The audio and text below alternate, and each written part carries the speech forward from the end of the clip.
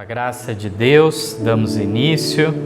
O título do estudo de hoje é Cidadãos de Outro Reino.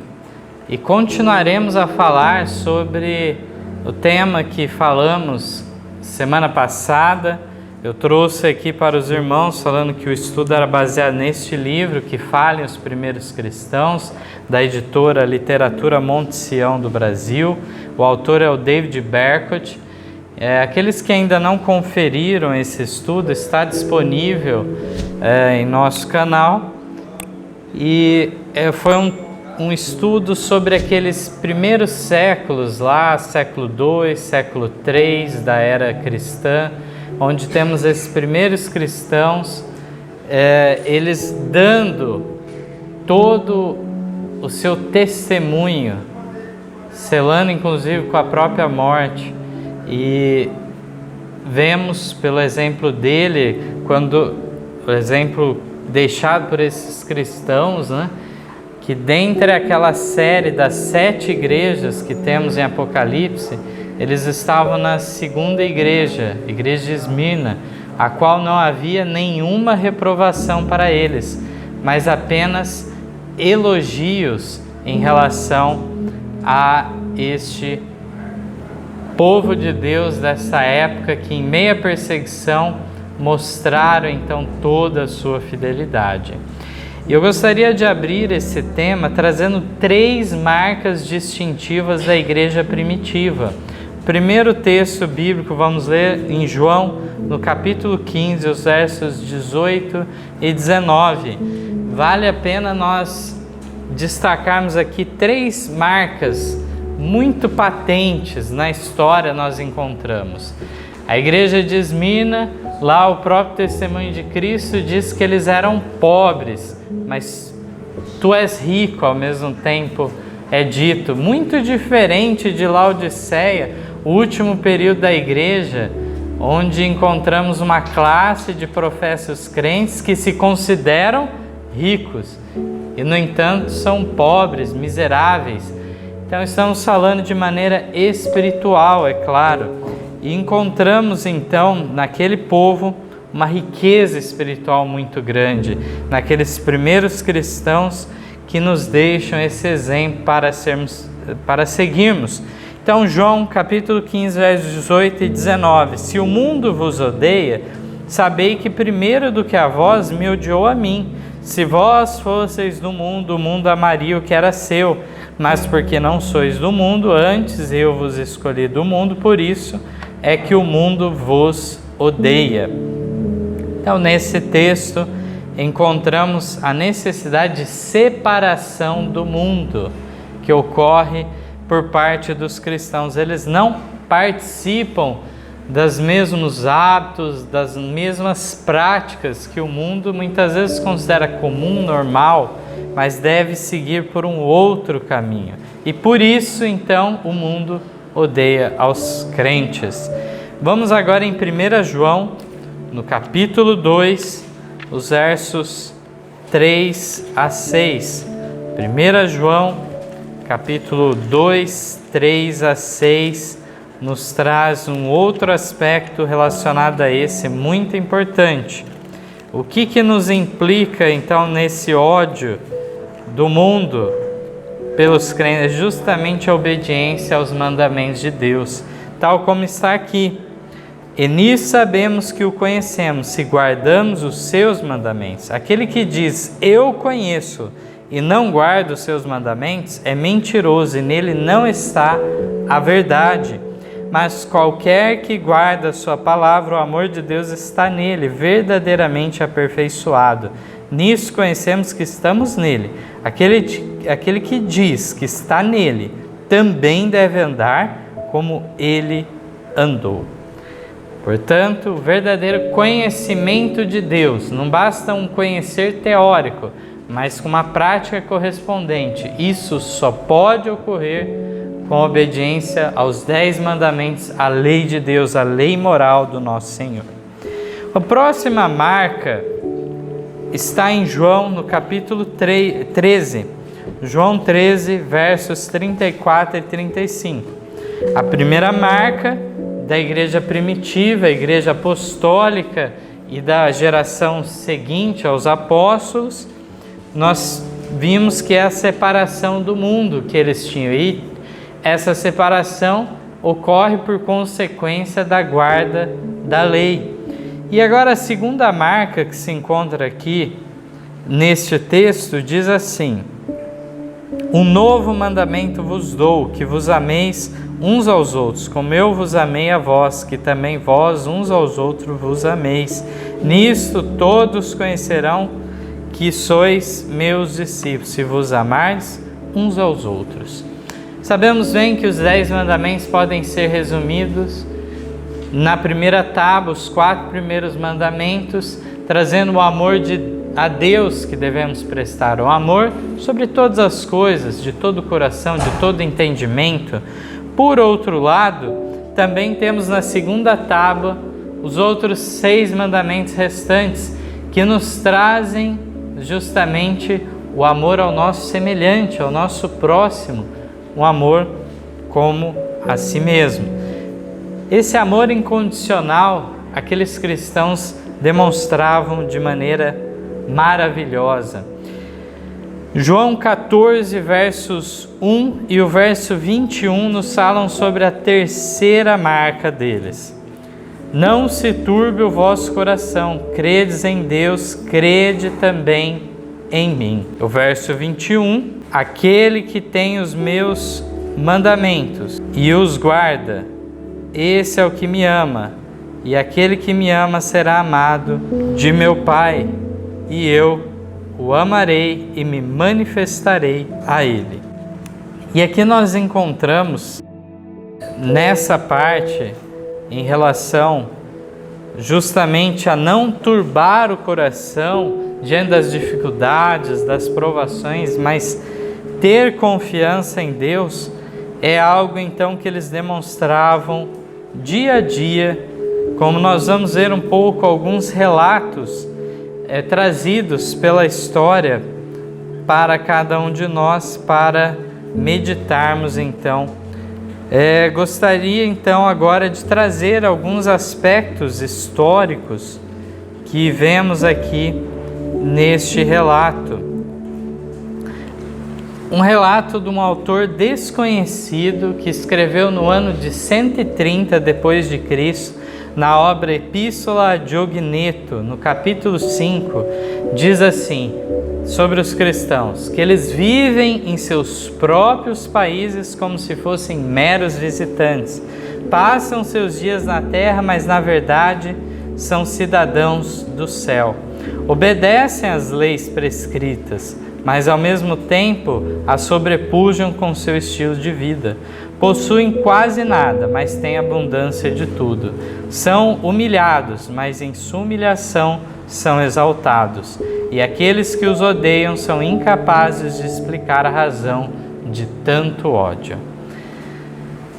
Então, como vimos, as marcas distintivas, separação do mundo, um amor incondicional, uma confiança total em Deus quanto ao futuro, quanto ao que viria sobre eles, vemos que eles eram peregrinos, forasteiros nessa terra, aguardando uma pátria melhor, a pátria celestial, assim como Abraão também viveu em seus dias, dando esse exemplo de patriarca da fé. Aqui diz que eles obedeciam às leis humanas, mas sobrepujavam a elas com as suas próprias leis, que se manifestavam no seu estilo de vida. Claro que não obedeceriam às leis humanas que conflitassem com a lei de Deus.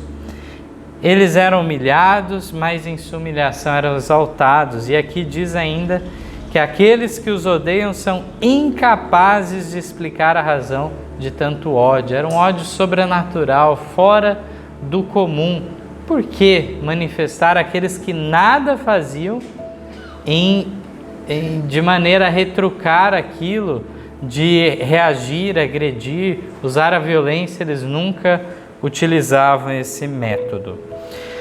Agora eu gostaria de ler para os irmãos, é muito significativo esse texto, são 3 parágrafos aqui, de uma obra de um tal de Félix, que era um pagão antagonista dos cristãos. Mas através das palavras dele, com raiva e acusando os cristãos, nós descobrimos muitos detalhes de como que eles eram e como eram vistos muitas vezes pela sociedade. Diz assim: eles, os cristãos, desprezam nossos templos como se fossem cemitérios, rejeitam nossos deuses, zombam das coisas sagradas, miseráveis, sentem pena dos nossos sacerdotes. Embora vistam trapos, desdenham dos nossos privilégios e túnicas cor de púrpura. Quanta audácia e insensatez! Eles não temem o sofrimento presente, mas têm medo dos sofrimentos incertos e futuros. Embora não tenham medo de morrer no presente, têm medo de morrer na vida após a morte. Aqui, irmãos, não é um cristão falando algo, não é justamente um opositor dessa fé ferrenho naquela época. Então ele descrevendo como se portava, e ele fala: isso é loucura, esses homens são loucos em agirem assim. Povo desprezível, ao menos percebam pela situação presente o que realmente os espera no futuro. Percebam que muitos de vocês, na verdade, a maioria, passa necessidade, sente frio, fome, trabalha duro, segundo vocês mesmos admitiram. E o seu Deus permite tudo isso. Ele com certeza não quer ou não pode ajudar seu povo, então ou ele é fraco ou é injusto. Prestem atenção, para vocês só restam ameaças, castigos, torturas e cruzes. Que Deus é esse que pode ajudar vocês quando ressuscitarem dos mortos? Ele não consegue ajudá-los, nem nesta vida. Não é verdade que os romanos, mesmo sem a ajuda do Deus de vocês, governam, dominam e aproveitam as coisas deste mundo, inclusive o controle sobre vocês? Então percebam que, para além de uma ofensa gratuita que ele estava fazendo, Félix, ele estava, na realidade, argumentando algumas coisas. E ele diz assim: olha, a situação no presente, nesse mundo, testifica que esse Deus não pode fazer muito por vocês. Os nossos deuses são superiores ao de vocês, porque nós estamos dominando essa terra, dominamos inclusive vocês. E, no entanto, vocês acham que ele vai fazer algo, ressuscitá-los dos mortos? Vejamos bem, aqui a crença não era de imortalidade da alma, de ir direto para o céu. Não, é o sono dos mortos até a ressurreição dos justos por ocasião da volta de Cristo. Essa era a fé dos primeiros cristãos, e aqui está testificado pelas próprias palavras então de um pagão. Sabia muito bem que a fé, a bendita esperança deles residia nesse fato que seriam ressuscitados. Por fim, diz assim: enquanto isso, vocês se abstêm dos melhores prazeres do mundo e vivem ansiosos e tensos. Vocês não frequentam os eventos esportivos, não se interessam por diversões em público, rejeitam os banquetes do povo e abominam os jogos sagrados. Dessa forma, miseráveis como são, não ressuscitarão dos mortos, nem aproveitarão as coisas boas da vida. Olha só o que ele estava alegando aqui, dizendo: vocês não vão ficar nem com uma coisa nem com outra, não vão aproveitar nada. Mas esse era o testemunho que os cristãos davam. Não participavam dos esportes, das diversões, dos banquetes que haviam entre os pagãos. Era um povo diferente, distinto, não havia a mesma prática, vida cotidiana, diária deles. Diz ainda aqui: então, se tiverem um pouco de sabedoria ou sensatez, vocês vão parar de bisbilhotar sobre o céu, sobre o destino e sobre os segredos deste mundo, pois pessoas que não conseguem entender os assuntos civis, com certeza não têm capacidade para discutir assuntos divinos. Então, o fracasso deles no âmbito civil, não governavam, não tinham grandes posições, ele testificou como isso fosse algo contra os cristãos então. Certamente é triste constatar que hoje ninguém faria as mesmas acusações aos cristãos modernos. Essa é a parte trágica disso tudo. Imaginemos então agora uma pessoa de fora, olhando a grande massa de cristãos. Existem países e mais países que são identificados como cristãos, a maior parte da sua população. Que testemunho é dado? É este que nós vimos aqui na leitura? O que poderia surgir, das críticas mais então frequentes seria justamente a hipocrisia dos cristãos de nossos dias. Falam uma coisa, mas vivem muito diferente. Essa incoerência não havia naqueles homens. Gostaria de relatar então alguns trechos trazidos pelo autor do livro que serviu de base para essa pesquisa. Na página 22 é dito sobre um fato que me impressionou muito quando eu li. Diz que depois que uma praga devastadora atingiu o mundo antigo no 3º século, os cristãos foram os únicos que cuidaram dos enfermos, mesmo correndo o risco de contrair a doença. Enquanto isso, os pagãos jogavam os infectados de suas próprias famílias nas ruas, ainda vivos, a fim de se protegerem da peste. Então vejam só que testemunho de amor ao próximo na prática. Ele sabia, não é uma questão do cristão primitivo achar, olha, eu não vou ficar doente, estou imune, Deus me protege de tudo. Não era essa. Mas o amor ao próximo os fazia correr o risco, mas faziam algo em favor do seu semelhante, que era completamente abandonado pelos pagãos. Não vou correr risco, jogava para fora de casa. Então, vemos aqui a distinção na prática, mais uma vez. Na página 25 diz, desde a época do imperador Trajano, que era por volta do ano 110 depois de Cristo, até o Edito de Milão, no ano 313 depois de Cristo, então aqui nós estamos falando de 200 anos que se passaram, a prática do cristianismo era proibida dentro do território romano. Ser cristão era crime, mas não era um mero crime, era crime punido com a morte. Mas os oficiais romanos geralmente não caçavam os cristãos. Eles os ignoravam, a menos que alguém fizesse uma denúncia formal. Por isso, a perseguição era intermitente, ou seja, ela era inconstante. Tinha momentos que crescia e momentos que amenizava, arrefecia. Enquanto os cristãos de uma determinada cidade sofriam torturas e morte, cristãos de outra cidade vizinha permaneciam intocados. Era tudo muito imprevisível. No entanto, todos os cristãos então viviam com uma sentença de morte pesando em seus ombros. Imagine, irmãos, o que isso significava. Poderia ser que você viveria uma vida inteira e não seria perseguido, ou poderia ser que amanhã você seria denunciado e morto. Não se sabia, era imprevisível o futuro, viviam pela fé a cada dia. Pensemos aqui, irmãos, durante 200 anos no Império Romano, que dominava todo o mundo civilizado de então, no norte da África, no Oriente, na parte da Ásia Menor, também em toda a Europa praticamente, em toda essa região era crime ser cristão, crime que tinha por pena a morte. Na página 26 diz que a própria notícia de que os cristãos estavam dispostos a sofrer horrores e até a morrer por seu Senhor era, junto com seu estilo de vida, sua maior ferramenta evangelística. Poucos romanos, provavelmente nenhum, morreriam por seus deuses. O cristianismo tinha que ter algum fundamento, já que era tão importante para os que o praticavam.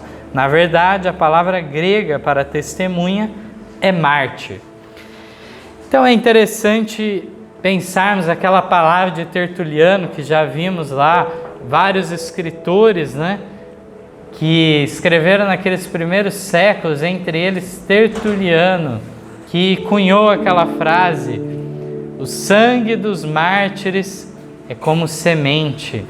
Semente então que brota e aonde se matava um cristão surgiam 3. E assim se multiplicava. Aqui encontramos que era isso, testemunho que eles davam, falava mais alto do que qualquer coisa e convencia muitos. Nós vemos aqui que a palavra mesmo, mártir, que tanto nós usamos, vem então a palavra do grego que significa testificar, ser uma testemunha. E esses eram testemunhas que selavam seu testemunho de que maneira? Com o próprio sangue. Eram decapitados, eram queimados no fogo, eram jogados aos animais ferozes, então, nos esportes lá que eram feitos no Coliseu e tudo mais. Orígenes, então, escreveu o seguinte: quando Deus dá permissão ao tentador para que nos persiga, então sofremos perseguição. Mas quando Ele quer nos livrar do sofrimento, mesmo cercados por pessoas que nos odeiam, sentimos uma paz revigorante. Olha só o que Ele nos diz, né?